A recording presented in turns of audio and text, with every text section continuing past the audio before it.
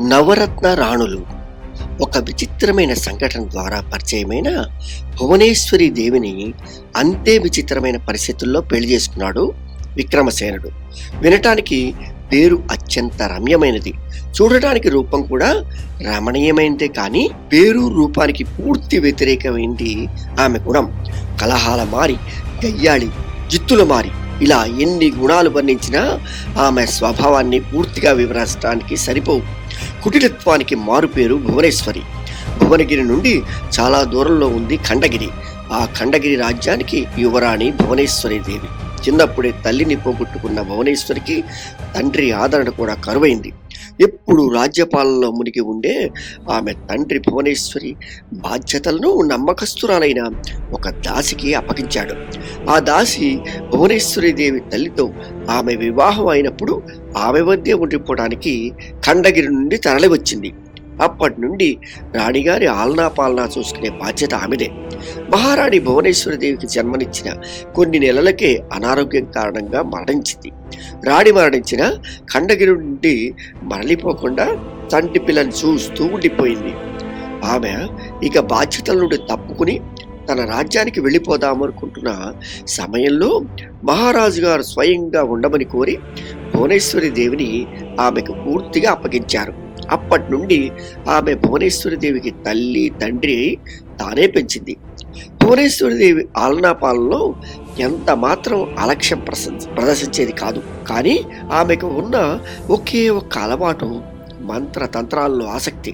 చంటి పిల్ల బాధ్యత లేనప్పుడు తన ఖాళీ సమయాల్లో ఇలా ఎప్పుడు వీలుంటే అప్పుడు ఆ దాసి తన మంత్ర తంత్రాలను ప్రదర్శిస్తూ ఇంకా ఎన్నో కొత్త విద్యలు నేర్చుకుంటూ గడిపేది. అయితే ఆమె ఈ అలవాటుని ఎవ్వరికీ తెలియకుండా జాగ్రత్త పడేది కూడా. ఎన్ని మంత్ర విద్యలు అభ్యసించినా ఆ దాసి మనసు మాత్రం చాలా మంచిది. ఆమె ఎవ్వరికీ చెడు చేయటానికి గాని తనకు అబ్బిన విద్యను దుర్వినియోగపరచడానికి గాని ఎప్పుడూ ప్రయత్నించేది కాదు. మంత్ర తంత్రాలంటే ఆమెకు కేవలం ఆసక్తి మాత్రమే. అలా క్రమంగా కొన్ని సంవత్సరాలు గడిచిపోయాయి. భువనేశ్వరి దేవికి 12 సంవత్సరాలు వచ్చాయి. తండ్రి ఎప్పుడూ తన వద్ద సమయం గడపకుండా రాజ్యపాలనతో సతమతమవుతూ ఉండటం ఆమెకు నచ్చేది కాదు. చిన్నతనం నుండి అందరి దగ్గర నుండి తనకు ప్రత్యేకమైన ఆదరణ లభించాలని ఆరాటపడే వింత మనస్తత్వం ఆమెది. తనను కాదని ఇంకెవరి వంకైనా దృష్టి మరల్చిన వారిని ఏదో ఒక విధంగా శిక్షించకుండా ఊరుకునేది కాదు. మొండితనం, పంతం, కోపం ఆమెకు పుట్టుకతో అభిలక్షణాలు. తల్లి లోటు లేకుండా పెంచిన తల్లిలాంటి దాసిని కూడా ఎంతో కష్టాలు పాలు చేసింది భువనేశ్వరి. ఎవరిని ఖాతరు చేయక తన పర భేదం లేకుండా నోటికొచ్చిన మాటలు మాట్లాడేది. అయినా ఆ దాసి తల్లిలాంటి అభిమానంతో భువనేశ్వరిని అన్ని వేళలా కనిపెట్టుకుంటూ ఉండేది. ఇదిలో ఉండగా ఒకనాడు భువనేశ్వరి దరిదాపుల్లో లేని సమయంలో తన మంత్ర విద్యల్లో అధ్యయనం చేయసాగింది. కానీ అనుకోకుండా అటుగా వెళ్తున్న భువనేశ్వరి కళ్ళల్లో పడింది ఆ దృశ్యం. ఏనాడు ఆ దాసిని అలా చూడని భువనేశ్వరి ఆమె చుట్టూ ఉన్న సామగ్రి, ఆమె చేయగలిగే విన్యాసాలు చూసి ఒక్కసారిగా ఆకర్షితురాలైంది. అలా దాసికి తెలియకుండా ఆమెనే కనిపెడుతూ కొన్ని రోజులు ఆమె అభ్యాసాన్ని ఆసక్తిగా గమనించసాగింది. ఇలా కొన్ని రోజులు గడిచాయి. కానీ భువనేశ్వరి దేవి తనని చాటు నుండి కనిపెడుతున్న సంగతి ఒకనాడు దాసి గమనించింది. భువనేశ్వరి దేవికి ఏమి చెప్పాలో తెలియక తికమక పడుతూ అక్కడ చేరింది. రాకుమారి, మీరిక్కడ ఈ సమయంలో నాతో ఏమైనా అవసరం పడిందా అంటూ గాబరాగాడింది. మనసులో మాత్రం రాకుమారికి తాను చేస్తున్నదేమిటో అర్థం కాకూడదని వేల వేల మొక్కులు మొక్కుకుంది. కానీ రాకుమారి తాను చూసింది ఆరాడే కానీ నిజానికి ఆమె చాలా రోజుల నుండి తనని గమనిస్తోందని ఆమెకు తెలియదు. ఇక్కడ ఎవరూ లేని చోట ఏం చేస్తున్నావు అని అడిగింది భువనేశ్వరి. ఆమె అలా గద్దించి అడిగేసరికి మరింత తడబడుతూ, ఏం లేదు రాకుమారి, ఏదో చిన్నతనంలో నేర్చుకున్న విద్యని తిరిగి అభ్యసిస్తున్నానంతే అంటూ దాటమైపోయిన దాసిని ఒక్కసారిగా వారిస్తూ, నాకు తెలుసు నువ్వు మంత్రతంత్రాలు అభ్యసిస్తున్నావని. నీ వైఖరి చూస్తుంటే ఈ విద్యలో బాగా ఆరితేరేవని కూడా అనిపిస్తోంది నాకు అంది భువనేశ్వరి. అంతే. ఆమె పరిశీలనకు ఆశ్చర్యపోతూ, ఇంకెప్పుడు ఇలాంటివి అభ్యసించండి రాకుమారి, నన్ను మన్నించండి అంటూ క్షమాపణ కోరింది. అలా ఆమె అందో లేదో రాకుమారి బిగ్గరగా నవ్వుతూ, నిన్ను అభ్యసించవద్దని నేను అనలేదే, కానీ నీకు తెలిసిందంతా నాకు నేర్పిస్తేనే ఈ రహస్యాన్ని రహస్యంగా ఉంచుతాను. అని అనుకోని విధంగా తన ఇష్టాన్ని ప్రకటించింది రాకుమారి. ఆమె మాటలు విన్న దాసి ఒక్కసారిగా విస్తుపోయింది. రాకుమారి, ఇది నేను నా ఆసక్తి కొలది నేర్చుకున్నానే తప్ప ఈ విద్య వల్ల ఎలాంటి ఉపయోగం ఉండదు. అందున మీ వంటి వారు నేర్చుకోదగిన విద్య కానే కాదు ఇది అంటూ ఆమెను వారించబోయింది. నేను ఏది నేర్వాలో ఏది నేర్వకూడదో నాకు బాగా తెలుసు. నువ్వు నాకు సహాయం చేస్తే నీ రహస్యాన్ని కాపాడతాను. లేకపోతే నీ మంత్ర తంత్రాలతో దేశానికి అరిష్టాన్ని కలిగించే ప్రయత్నం చేశావని రాజుగారికి చెప్పి నీకు మరణదండన విధించేటట్టు చేస్తాను అని తన అసలు రంగును బయటపెట్టింది భువనేశ్వరి. చిన్నతనం నుండి ఎత్తుకుని మోసి పెంచిన మమకారమైన లేకుండా రాకుమారి తనని అంత మాట అన్నందుకు ఎంతో బాధపడింది దాసి. అయినా రాకుమారి మనస్తత్వం తనకి బాగా తెలుసు కనుక మంత్ర విద్యలు ఆమె చెడుకే తప్ప మంచికి ఉపయోగించదనే విషయం ఆమెకు అవగతమైంది. ఎంతటి విషయాన్నైనా తన స్వార్థానికి వాడుకోగల సమర్థురాలు భువనేశ్వరి అని ఆమె కంటే బాగా తెలిసిన వాళ్ళు ఎవరున్నారు? ఇక దారి లేదని తెలిసినా చివరి ప్రయత్నంగా, అమ్మా, నీ తల్లి వంటి దానని చెప్తున్నాను విను. ఇలాంటి విద్యలు తమకు తగినవి కాదు అని ఎంతో లాలనగా చెప్పింది. ఆమె మాటలు మధ్యలోనే కొట్టిపారేసి, మంత్ర విద్యలు నేర్పడానికి సిద్ధంగా ఉండు, లేకపోతే మరణానికి తయారుగా ఉండు అని చెప్పకనే చెప్పింది. ఇక ఆమెను ఆపటం తన వల్ల కాదని రాకుమారికి తనకు తెలిసిందంతా నేర్పించడానికి ఒప్పుకుంది దాసి. ఇక ఆనాటి నుండి విద్యాభ్యాసం జోరుగా సాగింది. కొన్ని నెలల్లోనే రాకుమారి దాసి నుండి విద్యను పూర్తిగా అభ్యసించి మంత్ర తంత్రాలలో ఆరితేరిపోయింది.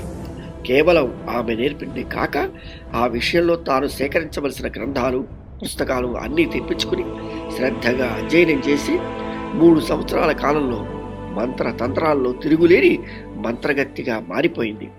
అయితే కూతురు ఇటువంటి విషయాలను అధ్యయనం చేస్తుందని తెలియని మహారాజు ఆమెకు వివాహం చేయదలిచాడు. ఒకనాడు రాకుమార్ని తన మందిరానికి పిలిచాడు.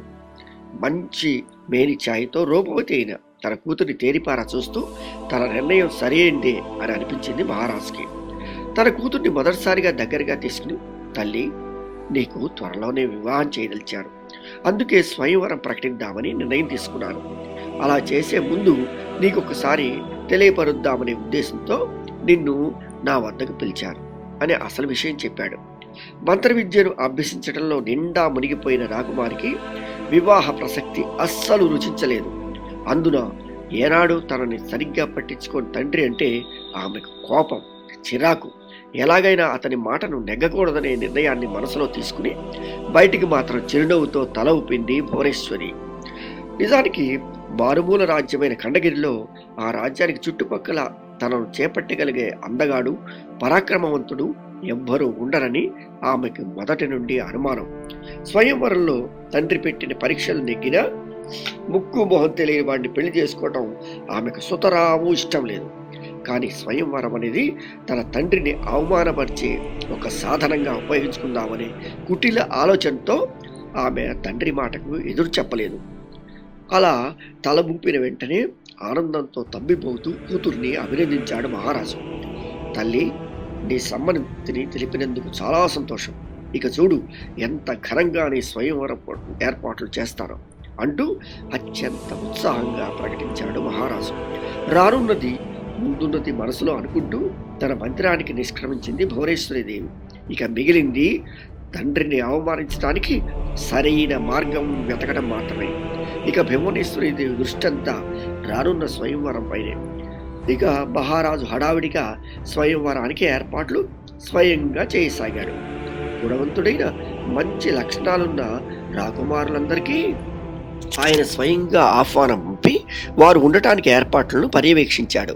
ఇక స్వయంవరం రేపే అనగా కూతురికి అన్ని జాగ్రత్తలు చెప్పి ఖరీదైన దుస్తులు, విలువైన నగలు తన చేతులతో అందించి ఆనందంగా తన మందిరానికి నిష్క్రమించాడు మహారాజు.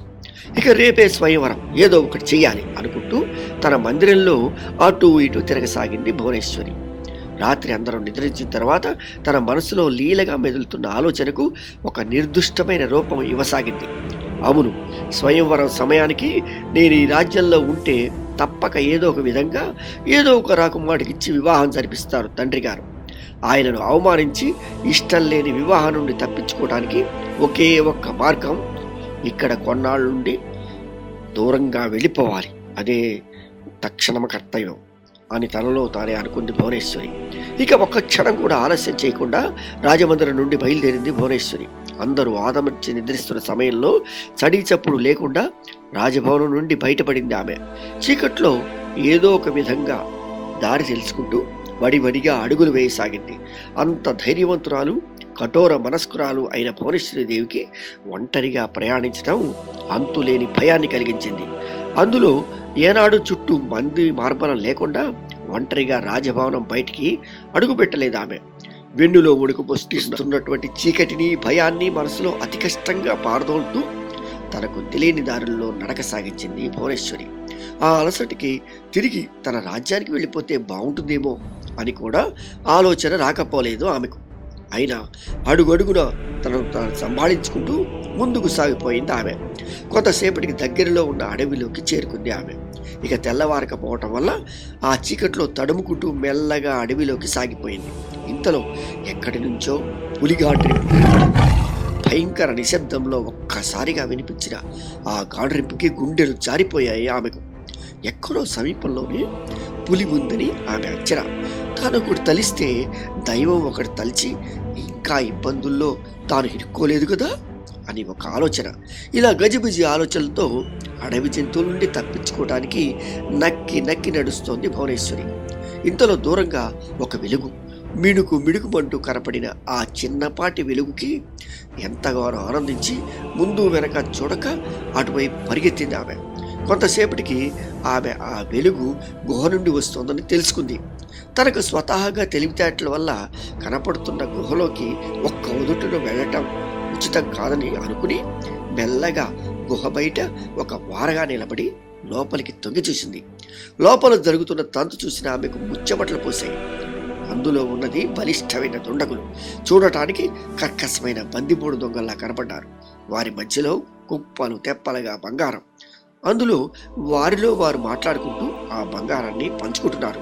చూడబోతే ఆ అడవిలో దారి కాచి బాటసార్ల నుండి దోచుకున్న తరంలా ఉంది. నా నుండి ఒంటి నిండా నగర చూస్తే నన్ను కూడా వదలరు మీరు. అనవసరంగా ఇటువైపు చిరుక్కుపోయానే, ఇక్కడ నుండి బయటపడటం మంచిది అని భయపడుతూ ఆలోచించసాగింది భువనేశ్వరి. ఎంత త్వరగా వెలుగును చూసి అటు వచ్చిందో అంతే త్వరగా ఆ చోటు నుండి దూరంగా అడుగులు వేసింది. లోపల ఉన్న దుండగులకి తాను అక్కడ ఉన్నట్లు తెలియకుండా చడీ చప్పుడు చేయకుండా వెనుదిరిగింది. అలా ఆ గుహ నుండి చాలా దూరం వెళ్ళిన తర్వాత కానీ ఆమెకు దడ తగ్గలేదు. అయినా వెనుదిరిగి ఎవరైనా తనను వెంబడిస్తున్నారేమో అనే భయంతో చూస్తూనే ఉంది. అలా కళ్ళు కనపడిన చీకట్లో దట్టమైన ఆ అడవిలో తన కాళ్ళు ఎడు తీసుకువెళ్తే అటు వెళ్ళసాగింది. ఇక ఒక గంటలో తెల్లవారుతుందనగా ఆమెకు నడిచి నడిచి ఎక్కడలేని అలసట వచ్చింది. ఇక తన వల్ల కాదని కింద చతికిలపడే సమయంలో ఎదురుగా ఒక మండపం లాంటిది కనిపించింది. చీకట్లో అదేమిటో అర్థం కాకపోయినా తాను విశ్రమించడానికి అనువైన చోటుగా భావించింది భువనేశ్వరి. ఈ మంటపంలో కాసేపు విశ్రమిస్తే వెళ్తురు రాగానే నా దారిని వెళ్ళిపోవచ్చు అని అనుకుంటూ ఒక్క అంగలో అక్కడికి చేరుకుంది. అడవిలో వీస్తున్న చల్లటి గాలి ఒంటికి తగులుతూ కూర్చోవడానికి అనువైన చోటు దొరికేసరికి మహానందపడిపోయింది ఆమె. తన తండ్రి పొద్దునే లేచి తాను లేదని చూసుకుని ఎంతగా కలవరపడతాడో, పిలిచిన రాకుమారుల ముందు ఎంతగా అవమానపడతాడో అని ఆలోచించుకుంటూ తనలో తాను నవ్వుకుంటూ నిద్రలోకి జారుకుంది భువనేశ్వరి. బాగా అలసి సొలసిన ఆమె ఒళ్ళు ఎరగనంతగా నిద్రపోయింది. ఎప్పుడు తెల్లవారిందో, ఎప్పుడు సూర్యుడు ఆకాశంలో ఉదయించాడో అసలు ఆమె ఎక్కడ ఉందో కూడా తెలియనంతగా నిద్రపోయింది. ఆ తర్వాత ఏం జరిగిందో వచ్చే భాగంలో చూద్దామా?